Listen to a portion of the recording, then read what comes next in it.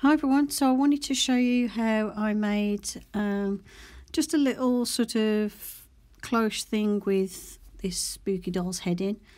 So first of all, I picked up a little cheap glass cloche from Hobbycraft, I think it was only a £5, just a little cheap one. You tend to find these in like their wedding section. People use them a lot for wedding decor. And then the doll's head, if you remember, there was a long time ago, I'd got like a broken china doll and I glued it back together and gave it a spooky makeover. Well, I was never 100% happy with it. And I prefer the look of the doll without any hair and when she's apart. So I've kept the china bits that I wanted and I've discarded the rest because the one leg was broken and quite sharp anyway. But I have kept the other leg that wasn't broke. And then the dress, if you remember, I did that musical spooky doll not so long back. I used the dress off this one for that doll instead. And I like this spooky head, so I did want to keep it. And I decided a way to display it would be in a little glass dome, a little cloche. So first of all, just painted the base black because they come quite plain because obviously they're designed for, you know, crafts and things. So first of all, I painted the base black and then used my heat gun to dry it off a little bit. And I just got to made sure that I covered all of the wood. Sometimes it takes a couple of coats and the wood's quite absorbent, so I find it dries quite quickly, especially if you use watered down acrylic paint. It seems to dry quite quick, but I did use my heat gun a little bit. You could use a hairdryer just to dry it off a little bit more. And then once obviously the base was dry, then it was time to stick something on. So I've just used hot glue for this. And then if you're wondering how I made this doll's head, it was an already partially cracked porcelain doll head, and I just used a hammer to break it up even more. Then I glued the pieces back together and then put like a wash of black acrylic paint that was watered down over the top of it. I let that sit for a little bit, made sure it went into all the cracks and everything, and then wiped off the excess using it's like a antiquing effect, and it gave it this sort of grey spooky look because it gathers in all the little nooks and crannies in the areas where like all the recesses, and then obviously it gathers in the cracks of the porcelain. And I did the same for the hands, literally just painted them black with acrylic paint and then wiped it off, and you get this grey effect. Here I found the one arm was too big to get it underneath the shoulders, so I just used my pliers just to break off a little bit more because it was quite fragile anyway. That way I could make it fit because I wanted to keep the hands. I liked how sort of delicate and small the hands looked and how creepy they looked with the spooky makeover I'd done on them. Her hair originally, she had like a little wig cap on, and then I glued yarn to the wig cap to make the hair, but I was not happy with it, so I just took that off. And it was because it was just a wig cap, it just sat on her head because I didn't glue it back on because I wasn't sure about it. And then these little roses, they're a pack of little mini foam roses I got from the like floristry department in my local art and craft store. Like people will use these for little table decorations and to put in little cloche things like this, or for, you know, decoration for tables in weddings, that sort of thing. And it's just a case of separating them out, and then just I chopped off the wire because the wires on them were quite long, and then glued them into place. I like these ones. They're made out of like a sort of foamy spongy material, but I think they look really nice. Like they don't look weird and fake. It's really strange. I mean, obviously they are fake flowers, but like they don't look weird and papery like the other ones. So I quite like these sort of foamy ones. And then it's just a case of deciding where to put them and making sure that they would not interfere with the dome. So basically the little inner circle on the base, I just got to make sure nothing sticks out any further than that. And that gives me enough room to put those things in and then still get the glass dome on. And then for the head itself, I had to make sure it was dead centre where the dome's at its highest, because this dome's only just big enough for this doll's head, but I didn't want to risk trying to break it down a bit more to make it shorter. So in hindsight, I probably needed a slightly bigger dome, but I'm quite glad this one worked because it was nice and cheap. Like I said, let me just look at the base. I'm sure it was only a £5. I can't see the label anymore, but yeah, it was. I'm sure it was £5 for this size. You probably could get some cheaper, especially if you can get the plasticky ones, but I just picked up this one. I quite like the glass ones. But yeah, if you look online, you probably get it cheaper.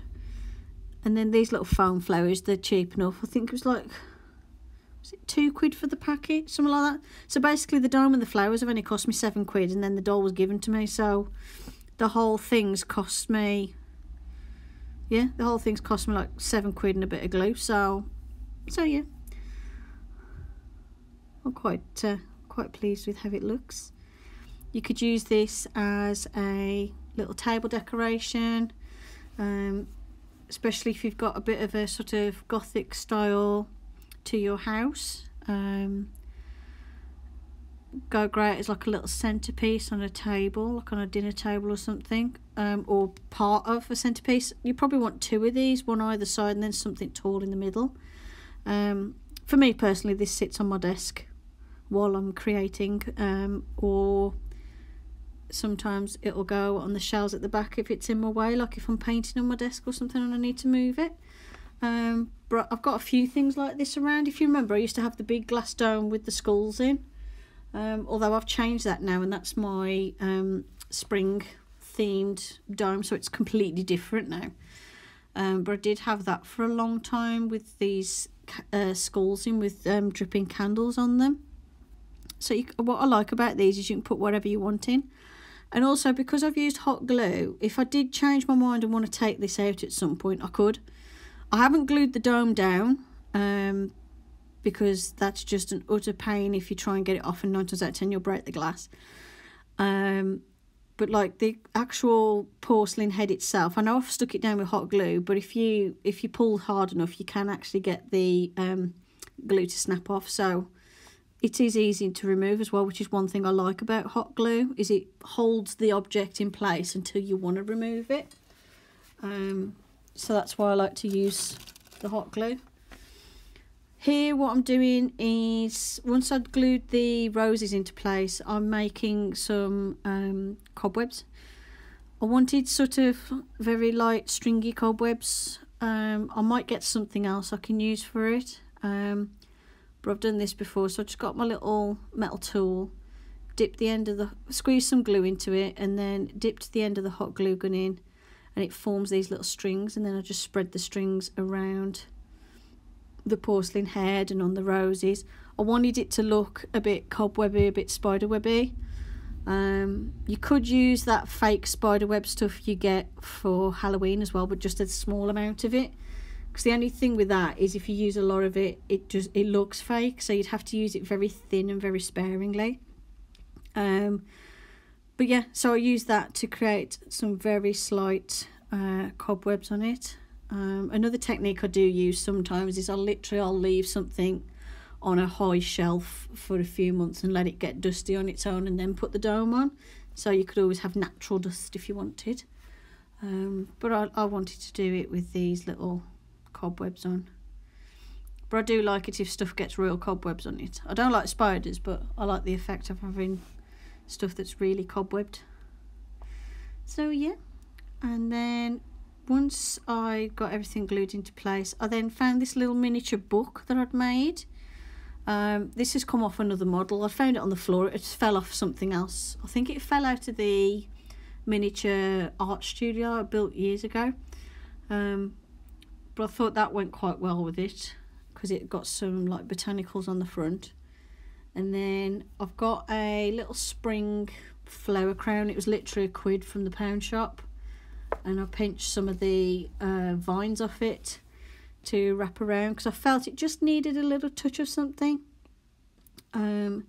So you'll see I add a little bit of this green vine around it, just to finish it off and add a bit of colour.